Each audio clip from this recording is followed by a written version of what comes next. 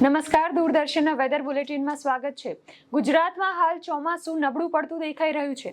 હવામાન વિભાગના જણાવ્યા અનુસાર સામાન્ય રીતે ચોમાસાની સત્તાવાર વિદાય 15 સપ્ટેમ્બરના રોજ થતી હોય છે, પરંતુ હાલ ગુજરાત પર 3 સિસ્ટમ સક્રિય હોવાથી આગામી 7 દિવસ ગુજરાતનું હવામાન કેવું રહેશે તે જાણી લઈએ. આગામી દિવસોમાં ગુજરાતમાં હળવોથી મધ્યમ વરસાદ પડી શકે છે.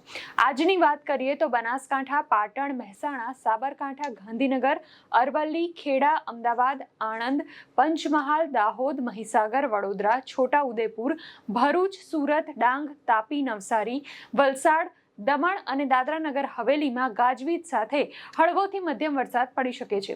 આ ઉપરાંત સૌરાષ્ટ્ર અને કચ્છના તમામ જિલ્લામાં પણ ગાજવીજ સાથે હળવાથી મધ્યમ વરસાદની આગાહી કરવામાં આવી છે. અત્યાર સુધીમાં રાજ્યમાં પડેલા ભારે વરસાદને કારણે કેટલાય જળાશયો અને ડેમ છલકાઈ ગયા છે.